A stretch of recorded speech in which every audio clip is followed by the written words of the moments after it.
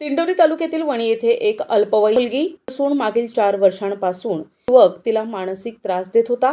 अखेर या कुटुंबाने वणी येथून नाशिकला स्थलांतर केले, तरी सुद्धा या मुलाचा आणि त्याच्या कुटुंबाचा मुलीचे आईवडील आणि भावाला त्रास सुरूच राहिला। माझ्याबरोबर लग्न कर, नाहीतर तुझ्या आईवडिलांचा खून करू, अशी धमकीच त्याने मुलीला दिली होती। मुलीने अखेर विष प्राशन करून आत्महत्या करण्याचा प्रयत्न केला, पण सुदैवाने ती वाचली।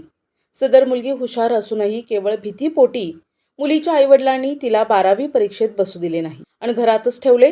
या मुस्लिम कुटुंबाचा अवैध दारू आणि गुटख्याचा मोठा धंदा असून केवळ भीतीपोटी स्थानिक कोणी पुढे येत नाही। भाजप नाशिक महानगर जिल्हा अध्यक्ष सुनील केदार यांच्याकडे जेव्हा या मुलीच्या आईवडिलांनी तक्रार केली, तेव्हा चक्र फिरले आणि गुन्हा दाखल झाला। या प्रकरणात वणी पोलीस स्टेशनचे काही कर्मचारी सहभागी असून गुन्हा दाखल होण्यापूर्वीच पोलिसांनी त्या गुन्हेगाराला सावध केले आणि त्याला परराज्यात फरार केल्याचा आरोप भाजप अध्यक्ष सुनील केदार यांनी केलाय। एक मुस्लिम युवक गेले 4 वर्षापासून एका हिंदू मुलीला ब्लॅकमेल करत होता आणि तू जर माझ्याबरोबर लग्न नाही केलं, माझ्याबरोबर अफेअर नाही केलं, माझ्याबरोबर मैत्री नाही केली, तर तुझ्या आईवडिलांचा मी खून करील, अशा पद्धतीने तिला त्रास देत होता। 1-2 वेळा पोलीस स्टेशनला त्या तक्रारी दिल्या होत्या, परंतु पोलिसांनी काही दाद दिली नाही। त्यामुळे ते कुटुंब स्वतःचं राहायचं घर सोडून नाशिकला राहायला आले। तरी त्या मुलाचा त्रास असल्यामुळे त्यांना माहिती मिळाली आणि भाजप अध्यक्ष म्हणून त्यांनी मला संपर्क केला आणि मी त्यांच्या घरी गेलो असता त्या मुलाचं कॉल रेकॉर्डिंग ऐकलं। त्याच्यात त्यांनी असं म्हटलेलं आहे की जर तू माझ्याशी लग्न नाही केलं तर मी तुझ्या आईवडिलांचा खून करेल। त्यामुळे भीतीपोटी 12वी सायन्सची परीक्षेला सुद्धा त्या मुलीला तिच्या आईवडिलांनी पाठवलं नाही। इतकं भयानक हे प्रकरण असताना वणीत ज्यावेळेस मी गेलो त्यावेळेस त्या मुलाविषयी कोणी सांगायला नकार दिला, इतकी त्याची दहशत आहे। काही अल्पसंख्याक कुटुंब राजरोस अफू, चरस, गांजा, अवैध दारू विक्री करताय आणि ते इतके मस्तवाल झालेले की एक पोलीस सुद्धा त्यात सहभागी आहे असं त्यांचं म्हणणं आहे। त्याचं कॉल रेकॉर्ड तपासा असं त्यांचं म्हणणं आहे आणि पोलिसांच्या संगनमतानं हा अवैध दारूचे धंदे वणीत चालू आहे असे तिथली सर्वसामान्य नागरिकांच्या तीव्र भावना आहे। परंतु प्रत्यक्ष कोणी पुढे येऊन नाव सांगत नाही, इतकी त्या कुटुंबांची दहशत त्या वणीमध्ये।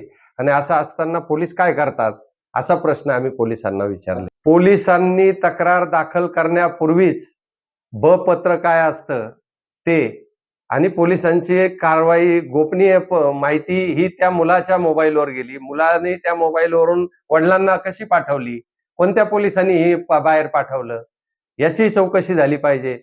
आणि कोणते कोणते पोलीस खात्यातले पोलीस अधिकारी असतील, पोलीस असेल त्याच्यात सहभागी आहे, त्यांची चौकशी होऊन त्यांच्यावरही कारवाई झाली पाहिजे अशी माझी मागणी। या संदर्भात मी ग्रामीण SP साहेब यांना कळवलं, नाशिकचे CP साहेब यांना पण कळवलं, त्याच दिवशी कळवलेलं आहे आणि त्यानुसार कारवाई झाली। पण त्या एकंदरीत जी FIR ची कॉपी आली ती बघता 4 वर्ष जो मुलगा अशा पद्धतीने छळत होता आणि किरकोळ गुन्हे जर लावत असाल आणि मुलाला जर परराज्यात पळून जायला मदत करत असतील पोलीस, तर 100% पोलिसांचे रेकॉर्ड तपासलं पाहिजे, मोबाईलची तपासणी झाली पाहिजे आणि पोलिसांवर कारवाई झाली। मुख्यमंत्री कार्यालयात सुद्धा मी याबाबतची तक्रार नोंदवलेली आहे, तिथं पण गंभीर दखल घेतील अशी माझी खात्री आहे।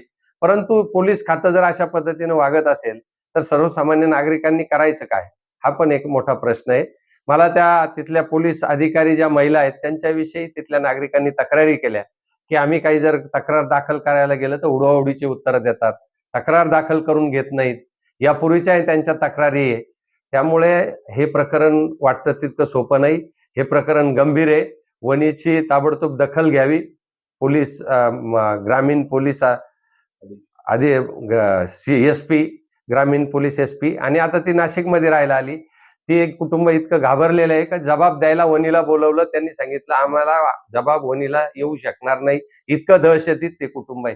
त्यामुळे मी शहराचे पोलीस आयुक्त कर्णिक साहेबांना पण ती माहिती दिली। मसरूळ पोलीस ठाण्यातील गोपनीय माहिती आणि पत्र आरोपीच्या मोबाईलवर कोणी पाठवली, तसेच आरोपीकडून ही माहिती त्याच्या वडिलांना कशी मिळाली याचीही सखोल चौकशी करण्यात यावी। सदर पोलीस कर्मचाऱ्यास त्वरित निलंबित करावे, त्याचीही सखोल चौकशी करावी असे केदार यांनी म्हटलंय। प्रतिनिधी उमेश वणकर, दिशा न्यूज, नाशिक।